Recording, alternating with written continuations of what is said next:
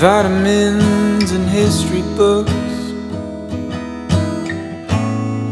psychology and a different way to look at it all. Good morning, everyone. I have literally just changed rooms from the previous room that I was in for the past week, and I've got all of my bags just like sprayed out at the moment. I've got all the food that I need to put into the fridge, so I'm gonna do that while I talk to you guys. So I was in a bit of a smaller room last time, but Mike is coming to join me tomorrow, which is super exciting. So we have now been moved to a slightly bigger apartment. So I feel like I've got a fair amount to update you guys on. It's been a crazy week, and a week which I've kind of been trying to make the most out of, but also it's been an incredibly difficult week too. Some of you guys may know that there's been a lot been going on with not Mike and I in terms of us and our relationship, but in terms of living in Australia and things like that. And it's just been a complete whirlwind. I think that's pretty much everything. It's been far from a whirlwind, but I'm not going to talk to you guys about absolutely everything now because I'm currently getting ready for a run, and I'm going to update you guys on everything soon. Well, later on in this video, because I feel like it needs that time, it needs that chat and update, and yeah, it's been challenging, but you know what? During challenging times in your life, I always believe looking at the other side of the situation and thinking, how can I make this better? Or how can I make use out of this situation? Or how can I see it in a different way so it's not such a hard kind of negative light anymore? And so that's what I've done. But for the past, like the first few days of arriving here, so I'm currently in New Zealand. There was a change of plans. So a previous life update that I did with you guys, I was saying that I was going to the UK, but circumstances change all the time. I'm currently almost 6 months pregnant, which is kind of insane. That played a role in it, and yeah, just pretty much everything. It's so hard, even myself, to keep track on what's going on, because you know, when circumstances change, so does the best thing.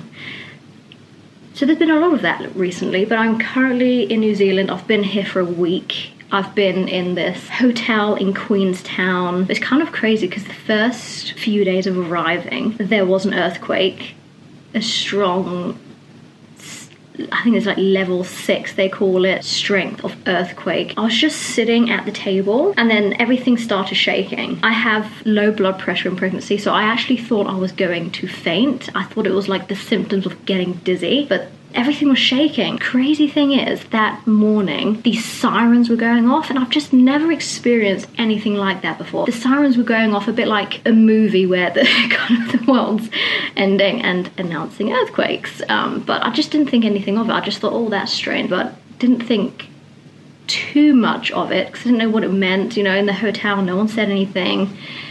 And yeah, so a couple of hours after that, experiencing that earthquake was really insane. And then the next day was just hammering in rain. I went out into the mountains. I'll talk to you guys all about training and everything else like that, what's been going on here. But I went into the mountains to do a bit of training, and it was absolutely hammering to the point where I was going up the mountain, and you know, there was a lot of rain. There was like little streams coming down the mountain. I thought, oh, you know, it's actually ski season, or the end of ski season here in New Zealand. And I was like, maybe it's just the snow melting, you know? But as I was heading back down, it turned more into a river. So yeah, and then the next day, my phone just did this huge buzz, said emergency flood alert and everything. So I was like, 2 days of being in New Zealand.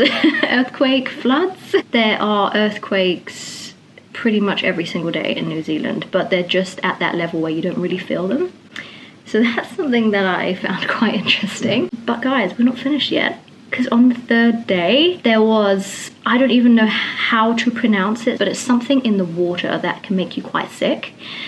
So diarrhea and nausea, throwing up, and so it had like an alert on for everyone making sure they boil their water, and I actually got stomach cramps, not really realizing it. I saw it on a poster in the elevator to boil the water. I was like, that's strange. I think I caught it. Thank goodness it wasn't too bad though. But just all of those things, along with having to sort out visas, and I feel like the visa story is never ending, but yeah, for all of that to happen 3 days consecutively was just kind of insane. But now things have settled down. As I've said, like I've been here for a week now. I mean, coming to a country under these kind of circumstances is a bit challenging, but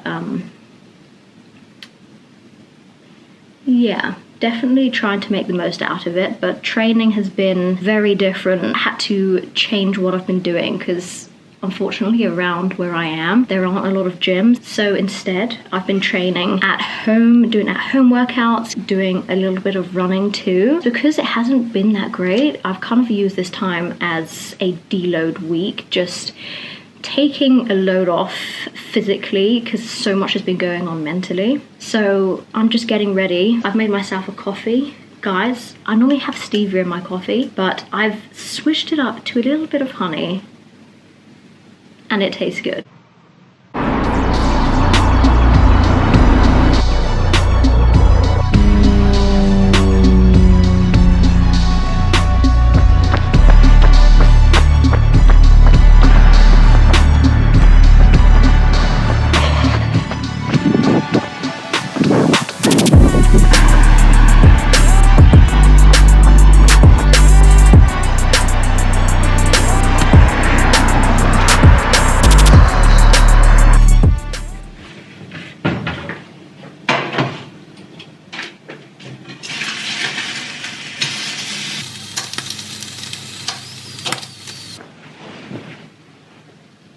I have got a bit of chicken rashers, and I do have them pretty much like charcoal.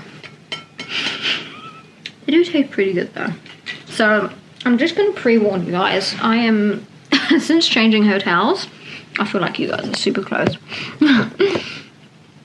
The noise outside is actually kind of crazy. So I'm quite close to the airport and there's so many helicopters. I don't know exactly what they're doing, but probably some sort of sightseeing of the mountains and things like that. And then there's like a big building construction going on outside my window too. So if you hear planes and drilling and things like that, that's where it's coming from. So run was different today. I had a run on Saturday as well and it felt so good. I haven't been doing long runs anymore. That's pretty much gone down so much since finding out I was pregnant. So just been focusing more on in the gym work, build up strength again and get back into weightlifting because that was all on a halt or pretty much nothing as I was training for ultramarathons. So it's kind of like, again, making the most out of the situation. So we're back in the gym weightlifting and working on different kind of goals. But since not having a gym and doing more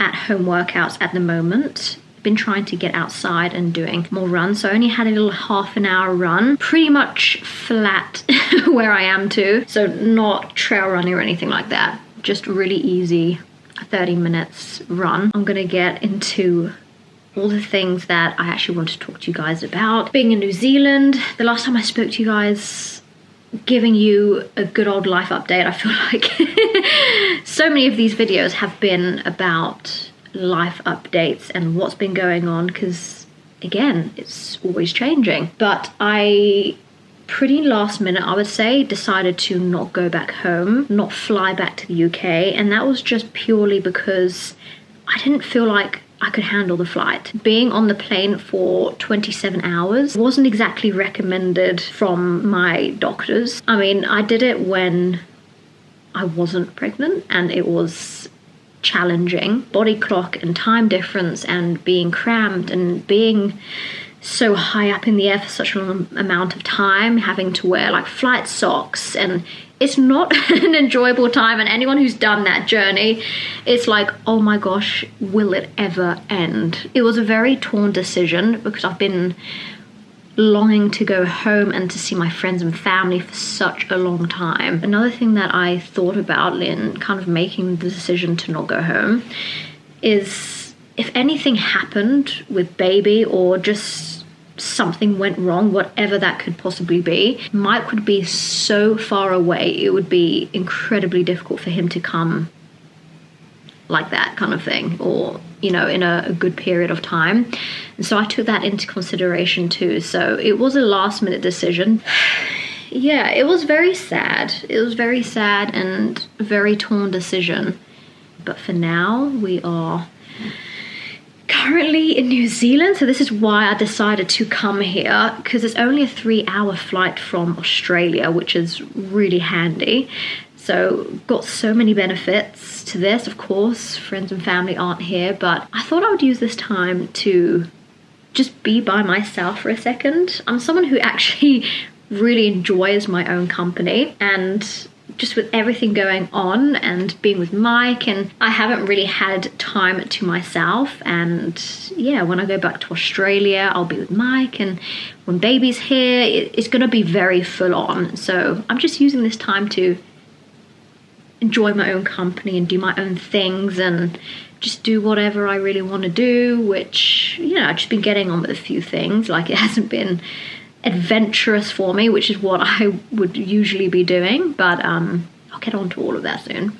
Downside of being here is having to come to a hotel and not really being with family and staying with them, and again, not knowing how long I might have to be here for, because it can take weeks for a visa to be approved. But the good thing is Mike, we didn't actually know if he'll be able to come or not, but Mike has booked a flight to New Zealand, which is beyond exciting. So yeah, we have decided to make a little baby moon out of being here and being in an environment which we love. I mean, being exactly right here, right now, it's a town with lots of people, and the airport close by is just very hustling, bustling.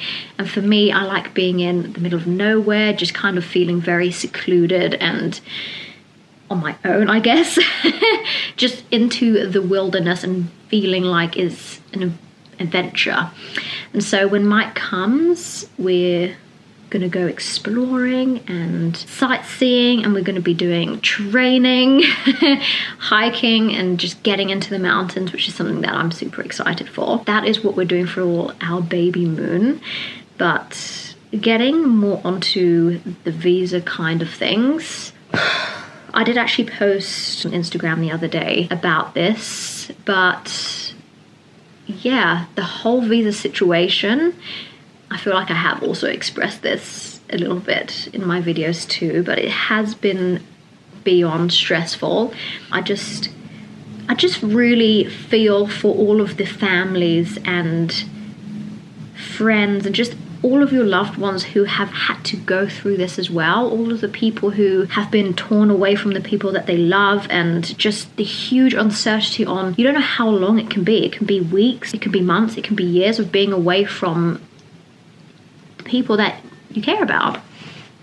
And it brings so much pain, so much stress and sadness, and there's a lot of anxiety because you just don't know what's going to happen next, and problems can arise. If you get declined, you lose everything.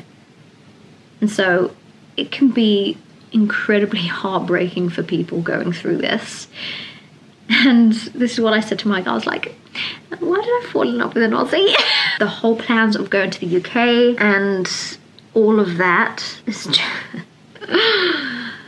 I can't even express to you guys how tough it has been and how many times our plans have had to change. But our main focus is being together again and getting back into Australia and focusing on having our baby. So this is why we're just trying desperately to get everything sorted now and everything that we can to be put in place. So when we're in that position of having our family and it's all new, and motherhood's going to be, and fatherhood is incredibly difficult, and it's a new challenging thing, and that's something else to get used to and has its challenges too.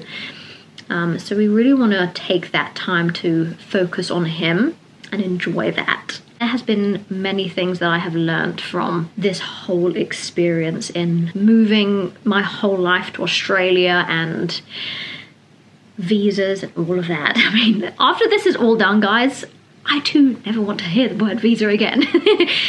Until Mike comes to the UK.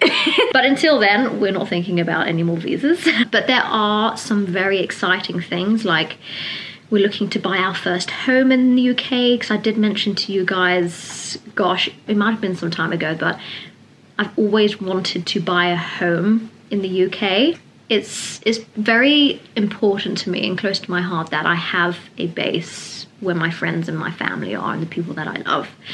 So we're also doing that too. I mean, like, it's honestly been non-stop.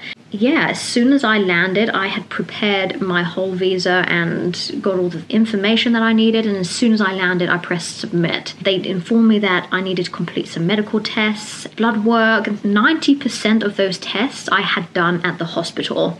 And so I was frantically trying to get hold of my doctors and my hospital. I was gathering as much information as I could, just so they had proof there that I had the test, all in legit Australian hospitals and doctors, and fully written results and everything. And I spent about 2 days just gathering all of this information. I heard nothing for days. And so I gave them a call and they said that they weren't going to accept them. They didn't even look at my application. And that's because they basically don't consider any sort of results, whether it's from their own hospitals or not, unless it's from their chosen doctors.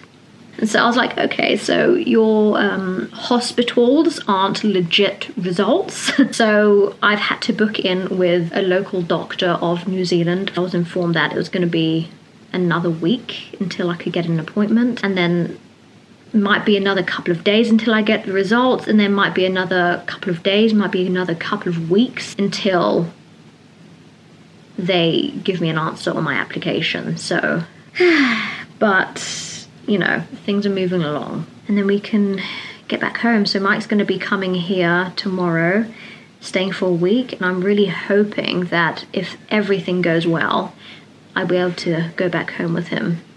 But that is everything that's been going on. I feel like a lot of my videos have been very chatty with you and changings and just everything that's been going on and new information. But that is the update for you guys. I'm sure there'll be a lot more to update you guys on in a couple of weeks' time, when hopefully things have settled down a little bit. But I hope you guys are doing okay, and see you soon.